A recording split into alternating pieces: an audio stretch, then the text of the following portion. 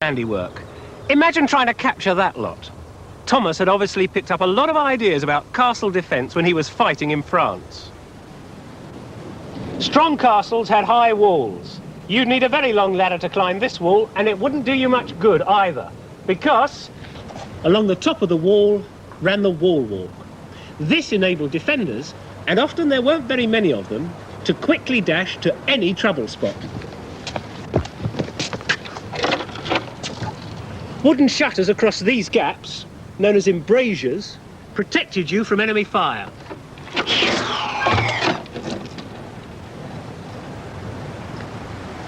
If you think the walls are daunting, look at this tower. If the enemy captured your curtain wall, you could still shoot them from up here or from any of the other towers around.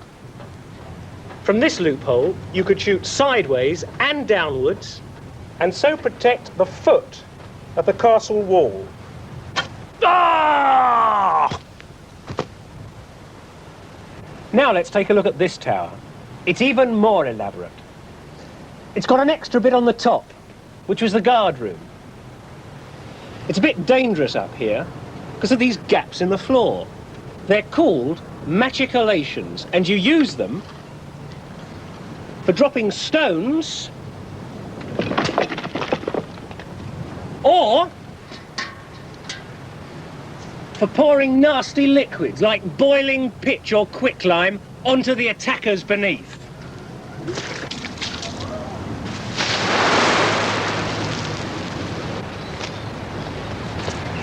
Now let's imagine that we're attacking the castle. The way in is protected by a gatehouse with a barbican in front of it providing an extra layer of defence. If we brave the arrows, we're confronted by a drawbridge and a portcullis. If we manage to fight our way through those, we then enter this area, affectionately known as the killing ground. Under fire from every side and even from above.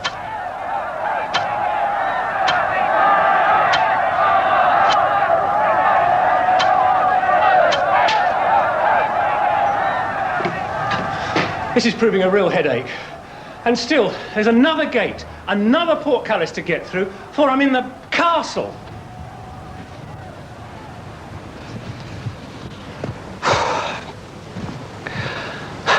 Not doing very well at capturing this castle. What else can we do? Well, we could use this battering ram to hammer away at the base of the walls. Or we could hurl large boulders at them using this mangonel or catapult.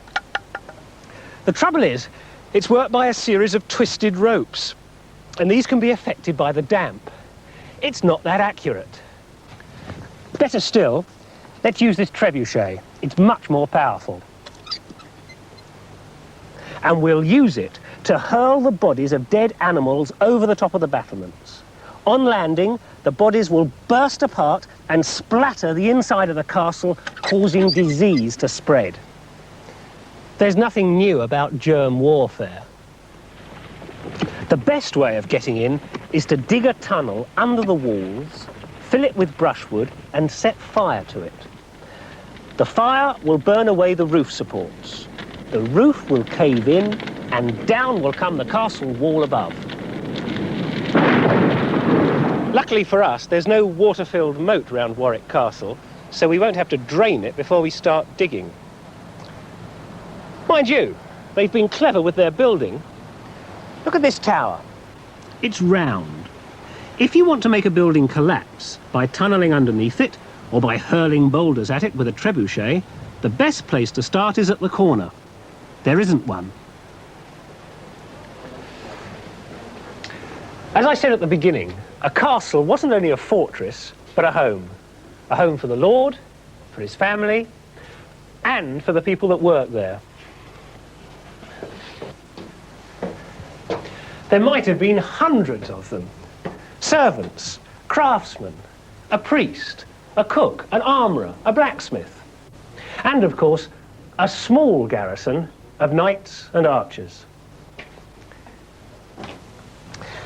And some of these people would have had their families living in the castle as well. Only the most important people had beds, like the constable. This was probably his bedroom. When Earl Thomas went away to visit another castle, he took most of his staff with him. The constable was left behind to look after things while his master was away.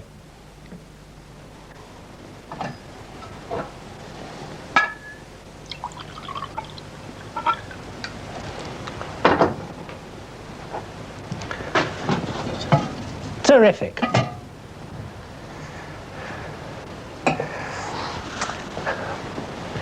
Well, this was the constable's chamber, and in his lord's absence it was the constable who held the courts and made sure that the day-to-day running of the castle estates ran smoothly. That was very important, because a nobleman's wealth depended largely on the hard work of the peasants on the castle farms. Some of the jobs were ploughing,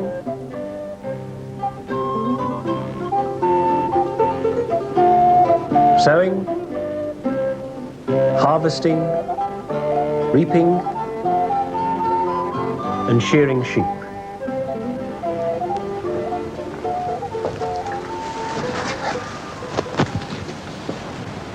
This was the constable's toilet. It's called the garde-robe because people used to hang their robes and clothes up in here, the idea being that the smell will keep the moths away. That's how we get our modern word, wardrobe. Below this seat, if you sent anything down there, it ended up in the castle ditch. And sometimes an enemy would get one of their poor men to wriggle up the toilet shaft, enter the castle that way, then he'd go downstairs, open the gates, because nobody would touch him, and let in his friends. Some very famous castles were captured by somebody climbing up the toilet.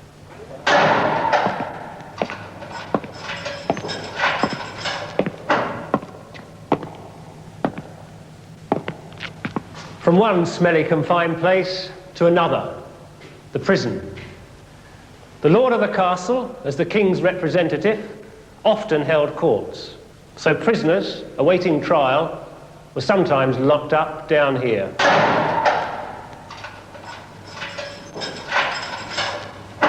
But don't imagine that underground rooms like this were always used as prison cells. In fact, they were mostly for food and ammunition. You needed good supplies if you were going to survive a long siege. Actually, the word dungeon comes from the old French donjon, and it means a keep, not a prison. It was only after the Middle Ages, when castles like this were no longer lived in by great lords, that sometimes the keep became the local jail.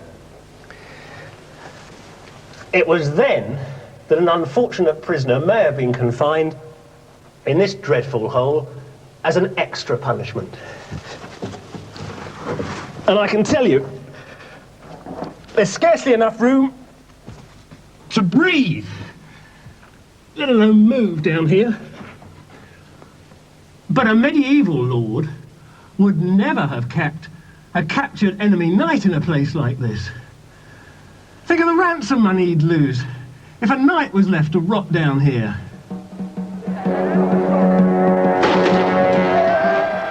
Large ransoms only go to prove just how valuable a knight was in the Middle Ages. A knight on his horse was as powerful as a tank is in today's army. You'd often find a young knight in the castle bailey doing this, riding at the quintain.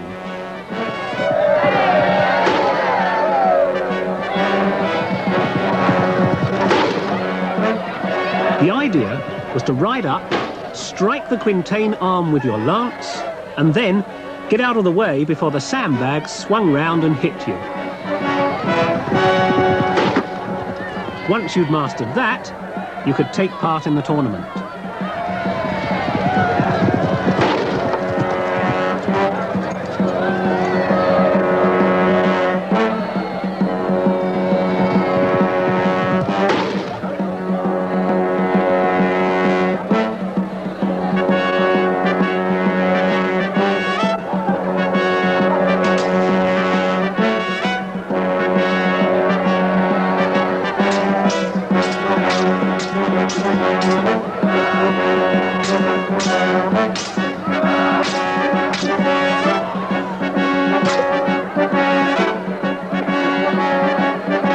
jousting helped the knight prepare himself for battle. It was also a superb spectator sport. The trouble was that once you put a helmet on your head, no one could tell who you were. So knights began to wear badges on their helmets and shields. We call these badges coats of arms. Crikey me, absolutely boiling in this chainmail.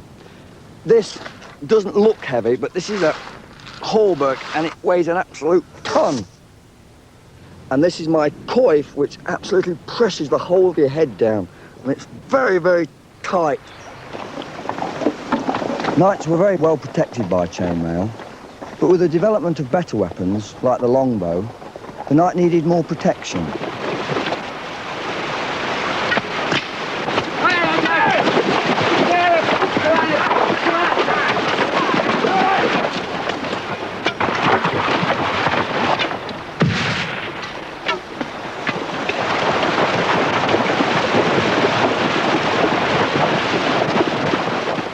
Earl Thomas's grandson, Richard, was a very famous knight, and by the time he became Earl of Warwick, knights wore plate armour over their chain mail. It wasn't very practical, you couldn't put it on yourself. It was jolly heavy and extremely difficult to move around in. Sometimes there would be as many as 30 different pieces in one suit of armour. But it looked magnificent. A great knight had to look splendid, even in death.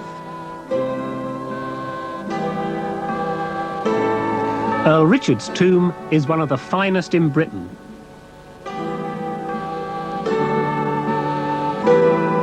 Earl Richard died in 1439 and lies here in state.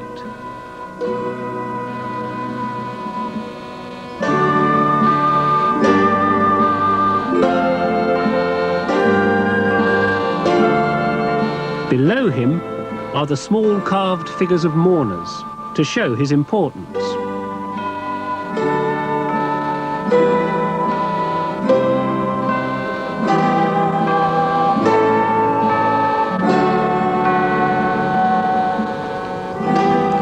Such splendour was all very well, but it had become extremely expensive to be a knight and to own a castle. What's more, by the end of the Middle Ages, many knights didn't want to go on long expeditions with the king, so they paid a fine instead.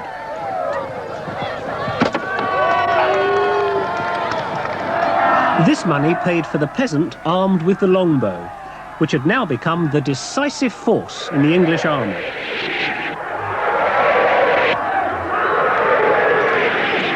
The knight had lost his military importance, and cannons were improving all the time.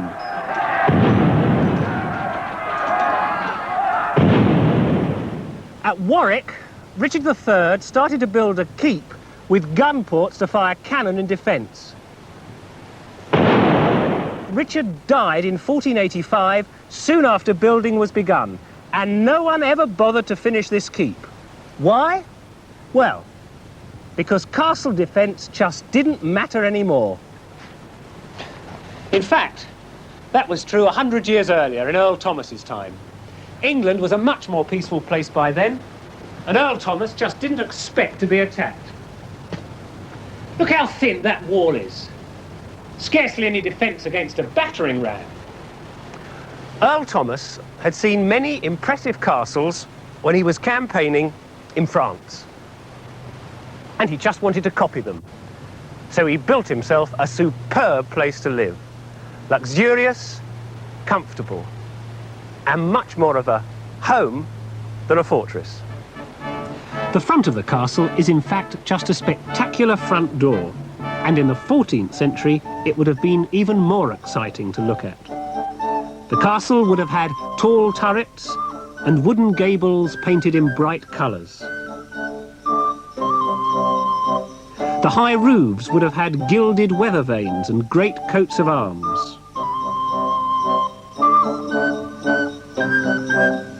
Even the walls on the outside may have been painted.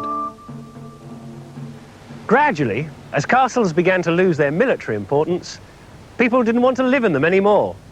They just weren't comfortable enough.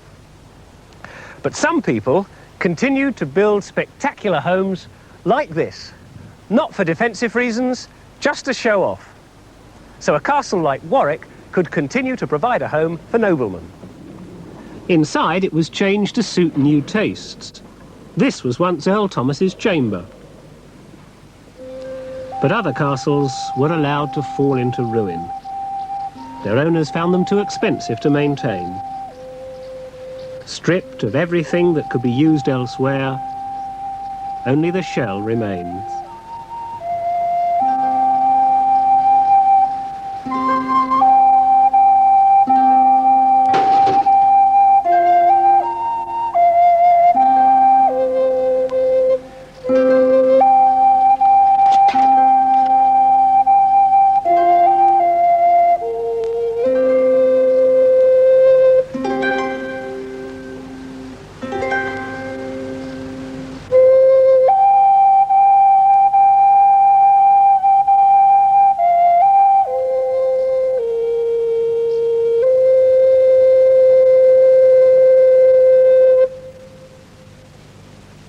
On our journey